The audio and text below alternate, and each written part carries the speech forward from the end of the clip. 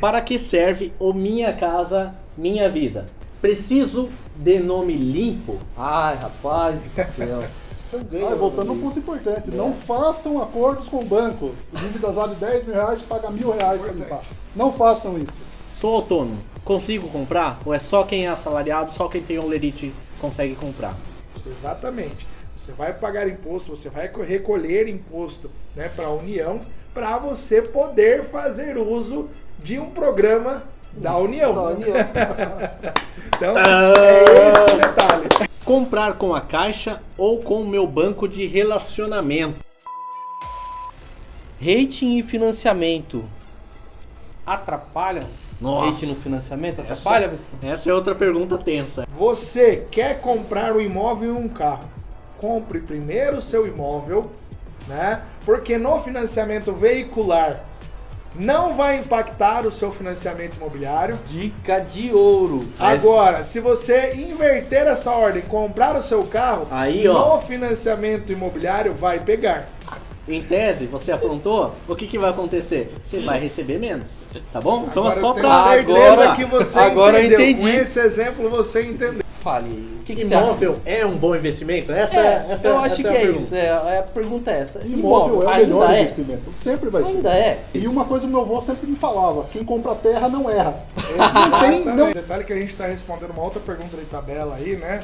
Que é o famoso juros-obra, né? O Juros que é o obra. juros-obras, tá? Taxa de obra. Preciso juntar muito dinheiro para dar uma entrada num imóvel?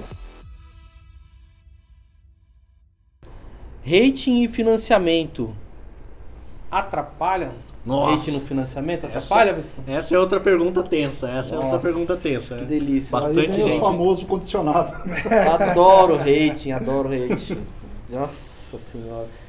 Não, tudo bem. Quando vem com o rating, Vamos tentar explicar primeiro o que é o Que rating. é o hate, né? E- sim, exatamente. Resumindo, para você que está se perguntando aí o que é rating, né? Rating. O rating nada Vilão. mais é, né, do que o risco de inadimplência que você pode vir a causar para o banco, né? Então, imaginem lá atrás, quando a gente conhecia lá, né, as classes sociais como A, B, C, D, E, né? E da mesma forma, o banco ele vai te classificar, lógico, de acordo com o seu perfil, com o seu histórico no mercado, né? A forma como você compra, a forma como você paga, que é o mais importante ainda, Sim. né? Então o banco ele vai classificar, né, você nessas faixas para poder fornecer para você o financiamento de acordo com a sua faixa etária. Com a faixa etária? Não, perdão. Com a sua faixa, né, de risco, tá? O quê? Rating, então, é isso daí. É uma análise de risco que o banco faz sobre o seu perfil. Tá bom? E aí, qual que é a continuação da pergunta? ele impacta direto, né, no financiamento, né? Totalmente. Porque quando você tem um rating, às vezes com o próprio rating você não consegue nem financiar, não libera nem Exato. financiamento, né? Mas às vezes libera um rating e libera um pouquinho, né? Daí dá um condicionamento, né? Mas libera muito pouco, dependendo se a pessoa tiver um valor de O entrada que é o bacana. condicionamento aí? pensei a Explica mesma pra pergunta. pessoa, pra Pensei a galera aí, mesma o que é o pergunta. condicionamento? Condicionamento. Condicionamento cai naquela mesma história que o Alex comentou na pergunta passada. É o quanto que a Caixa libera de parcela pro cliente, né? E como é que ela vai fazer isso? Ela vai pegar a vida financeira do cliente inteira, estudar tudo aquilo ali. Você acha que ninguém aqui sabe que você recebe dinheiro do tráfico? Você acha que ninguém aqui sabe que você recebe dinheiro do jogo do bicho? E ver os comprometimentos que esse cliente tem, né, referente ao que ela ganha. Vamos supor, o cliente ele ganha R$ 2.500 de pagamento no bruto, né, e comprou um carro. Ele comprou um carro e a parcela do financiamento do carro dele é R$ 900. Vamos chutar lá em cima, né?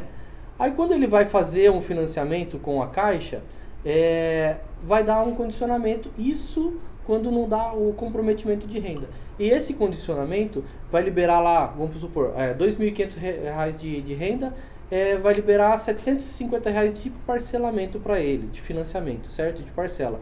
Mas a parcela do carro dele é 900. Exatamente. Então quer dizer que ele não tem, para a Caixa, ele não tem perfil de compra daquele imóvel, Acho que entendeu? é importante a gente salientar, né, que a Caixa ela sempre vai trabalhar com uma parcela máxima, né, de financiamento de 30% da sua renda. Isso, Né? exatamente. Então, seguindo o mesmo exemplo ali do Cleiton, né, se o cliente ele tem uma renda lá de R$ 2.500, né, 30% de R$ 2.500 seriam R$ 750 de parcela. Ah, mas ele tem um financiamento de carro de 900, ou seja, a Caixa não vai aprovar. Vixe, só de ouvir falar, dá até um arrepio, cê é louco. Né? Nesse exemplo nem condicionaria, né? Nem Já reprovaria logo de cara. reprovaria por comprometimento. Agora, de repente, né, vamos falar de um outro exemplo aqui hipotético, né? A pessoa ganha lá R$5.000, né? 30% seriam R$1.500 aí de comprometimento máximo que a pessoa poderia ter, né? Então, de repente, ele paga lá R$750 de parcela de carro, né? 1.500 menos os 750, sobram outros 750 para ele comprar, né? Ou fazer o financiamento imobiliário, comprar o seu imóvel. Ah, bom, então assim sim. E acho que é importante a gente orientar aí o cliente, né, que está nos assistindo. Nosso telespectador. Chegadinhos. Que é aquela questão, né? chegadinhos. Você quer comprar um imóvel e um carro. Compre primeiro o seu imóvel, né? Porque no financiamento veicular não vai impactar o seu financiamento imobiliário. Dica de ouro. Agora, se você inverter essa ordem, comprar o seu carro, Aí, no financiamento imobiliário vai pegar. Porque, mas por que um pega o outro não? Né? O financiamento de carro você vai fazer em 3 anos, 4 anos. O financiamento imobiliário você vai fazer em 30. Porra! 30. Então a Caixa ela tem que analisar toda essa situação. Caracas. Então é importante, você que quer comprar os dois, né? Compre primeiro o seu imóvel, depois você compra o seu carro. Porque senão você não vai conseguir. Aí voltando nessa questão aí que você falou da renda dos 5.000, da quebra ali no 750, aí que vem o famoso condicionamento. Aí o valor da tua entrada, que era de 20%, acaba dobrando, triplicando de valor aí. E aí só pra elucidar, só pra dar um exemplo, o que é um condicionamento aí, traduzindo, né? Digamos que você foi uma pessoa que aprontou alguma e a sua mãe te pegou. O que acontece? À noite, na hora dela repartir a sopinha da noite, repartir a comida, o que ela vai fazer? Ela vai repartir, vai dar menos pra você do que pros seus outros irmãos, entendeu? Então é bem assim, você aprontou, em tese, você aprontou, o que vai acontecer? Você vai receber menos. Que cara mais engraçado. Tá bom? Então Agora é só eu tenho pra... certeza que você agora eu entendeu. entendi. Com esse exemplo você entendeu. Lembra? Tá explicado. Aprontou, Tá deu O explicado. melhor exemplo de condicionamento que E eu já voltando ouvi. no que o Cleiton estava falando da saúde financeira, é exatamente isso. Se você sempre foi um bom pagador e às vezes ficou com uma continha em atraso, você não vai ter esse problema de rating. Sim. Agora, se você sempre foi um mau pagador e, sei lá, no último ano você tá com tudo em ordem, você vai cair no score da Caixa do mesmo jeito, vai cair no Exatamente. rating como um mau pagador. Isso aí também, Duff, me lembrou de uma outra situação de que eu entrei numa empresa, né? Nunca trabalhei registrado, nunca tive relacionamento com banco nenhum. Comecei a trabalhar numa empresa, tô com um salário lá de 3 pau e tralalá, vou comprar meu imóvel. Só que na hora que eu mando minha documentação, eu tive um condicionamento. Por que acontece isso? Você não tem relacionamento com o banco. Você não tem um cartão de crédito, você não tem nada do banco. Exatamente. O banco nem te conhece. O senhor sabe porque o número do senhor é 01? É porque o senhor vai ser o primeiro a desistir. E eu vou fazer o senhor desistir. Exatamente. Como que o banco vai liberar um crédito para você, sendo que você não tem histórico no mercado? Exato. Ou Você só tem seja, ali uma conta salário. é aquilo que a gente, né, a gente quando vai analisar lá uma empresa e tudo mais, né, existe a situação de penumbra, né, que é aquela situação que você não consegue enxergar. Ótimo. Né, você não consegue visualizar. Ou Exato. seja, entre te dar crédito e não te dar, já que eu não visualizo, a Caixa prefere não te entregar o crédito, porque Total, ela né? imagina que de repente você pode vir a causar algum prejuízo. Nesse caso, a Caixa ela vai liberar um pouco também, daí entra com condicionamento, né? Ela libera um pouco de crédito, mas não libera os 80% que normalmente vai liberar para essa faixa Até porque de a renda. gente usa aquele termo nosso, né? Que a Caixa fecha a torneirinha. Então ela Exato. prefere emprestar o dinheiro para os bons pagadores, para os bons clientes, do que pegar os problemáticos. Então, E sem bom essa. pagador também, que é considerado, não são aqueles que pagam antecipado. Não, para Caixa ou para qualquer instituição financeira, é aquele pagador que paga no dia, próximo do vencimento, né? Não, eu quitei meu... para qualquer instituição financeira não é vantajoso a pessoa que quita. É a pessoa que paga em dia. Você vai juros, deixar né? de pagar os juros e É todo até bom mês. se passar uns 3, 4 dias ali, né? já Pra vale um eles é pouquinho. melhor, né? Mas é isso aí. Vamos pro próximo tópico aí, pessoal. Vamos lá. Seguindo aqui, comprar para investir. Fale aí. O que você acha? Imóvel é um bom investimento? Eu acho que a é pergunta. isso. A pergunta é essa. Imóvel é o melhor ainda investimento. Sempre vai Ainda ser. é. Porque o mercado, pode mudar governo, o seu imóvel sempre vai estar ali. Viu, mas hoje, ó, que nem a gente vê na internet aí vários gurus aí falando, não, criptomoeda,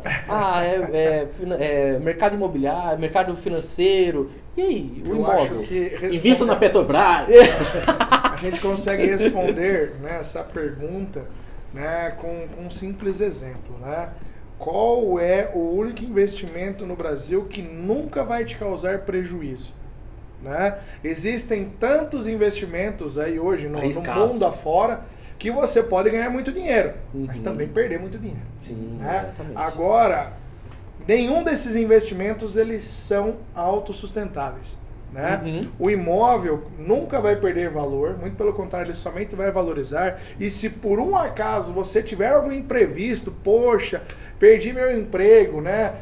Poxa, o mercado aqui teve uma pandemia, né? Não vou conseguir pagar a minha parcela. Você pode, né, colocar o seu imóvel para alocar, o patrimônio continua sendo seu e alguém vai pagar ele para você. Exatamente. É o único investimento que é Ótima observação. autossustentável.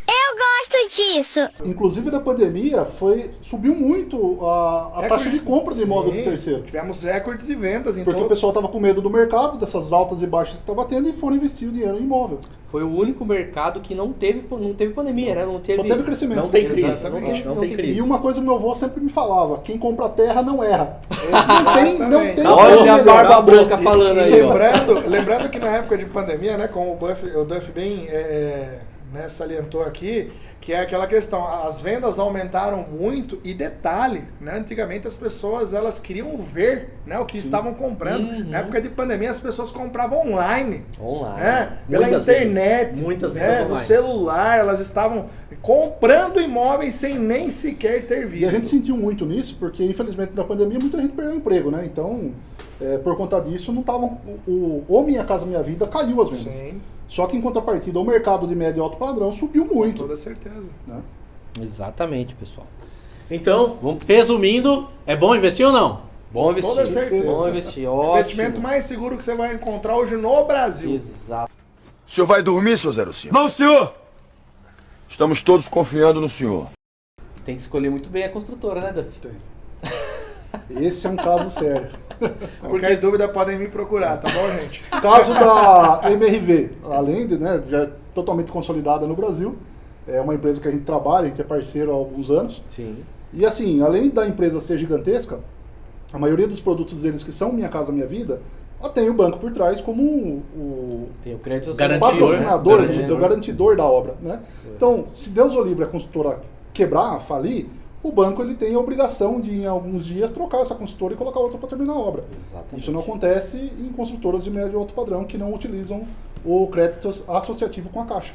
Legal. E detalhe que a gente está respondendo uma outra pergunta de tabela aí, né? Que é o famoso juros obra, né? Juros o que é o obra. juros obras, taxa de obras, Não, né? Que todo mundo detesta. Viu? Não, olha. E resumindo aí para você que está assistindo a gente aí, o nome correto é seguro obra, né? Porque como bem o Duff explicou aqui, né? Poxa, adquiri o meu imóvel, certo? Né? Fechei negócio, estou pagando as minhas parcelas ali para a construtora, tudo certinho, bonitinho. De repente a construtora teve uma dor de barriga, ela quebrou, ela faliu. E aí? Perdi o que eu paguei? Não. Essa é a vantagem de você adquirir um imóvel, certo? Porque o que a Caixa vai fazer? Ela vai repassar esse imóvel para outra construtora terminar e você ter de fato o imóvel que você adquiriu, independente da construtora, né? Ter quebrado ou não, ter né? quebrado ou não, ou ela te ressarce daquilo que você já pagou. E você não vai pagar mais por isso. É verdade. Agora, você que está investindo em criptomoeda, você está assegurado? Você não está assegurado dependendo da situação do mercado, tá? Né? É lógico, não desmerecendo quem está investindo nisso, mas você não tem esse seguro por trás. Sim, né? exatamente. Então, é um ponto importante. E, né, até aprofundando um pouquinho mais o tema, mas como é que funciona o seguro obra, né? ele é uma porcentagem balizada ali na sua parcela de financiamento, calculado de acordo com a evolução da obra, né? É claro que tem a TR e tudo mais, que é calculada ali na conta e tudo mais, mas basicamente é a evolução de obra balizada na sua parcela de financiamento. Quando ele começa e quando ele termina? Ele vai começar 30 dias após a assinatura do seu contrato com a Caixa, né? Lembrando que o cliente, quando ele adquire um imóvel, né, ele sempre vai estar fechando 2 contratos, né? O primeiro com a construtora da qual ele está adquirindo, né? E o segundo que é o contrato de financiamento de fato com a Caixa, contrato esse que já tem força de escritura pública, né?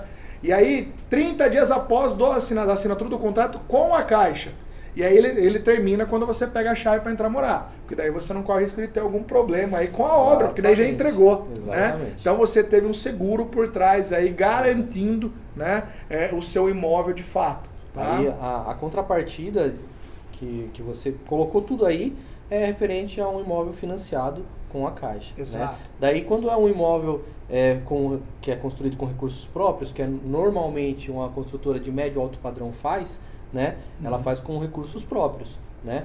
E quando essa construtora ela não tem gás, não tem grana para terminar um empreendimento, daí sim vem um problema. Aí é dor de cabeça. Mas aí ainda assim também tem muitas construtoras aí que elas pagam seguro para isso também, né?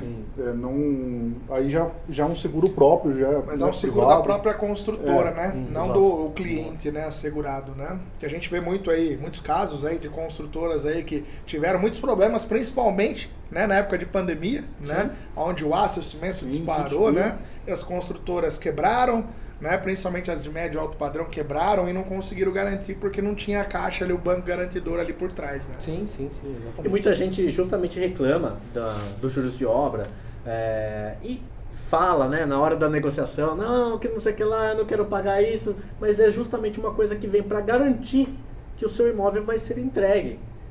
Que ele vai ser entregue para você morar com a sua família. Então é uma coisa que ajuda, tá aí para ajudar, é óbvio. Tem o seu custo, tem um gasto aí, mas é uma coisa que a gente tem que entender aí, que é justamente para assegurar que o seu imóvel seja entregue a você. Aí sim. Então é uma pergunta bem bacana, tá? Sobre a entrada, né?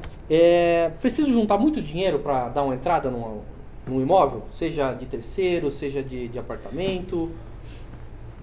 Vamos complicar um pouquinho mais, então. Vamos lá. O que é a entrada? O que é a entrada? O que é a entrada? Quanto é? Qual é a Tudo que o banco não porcentagem? financia.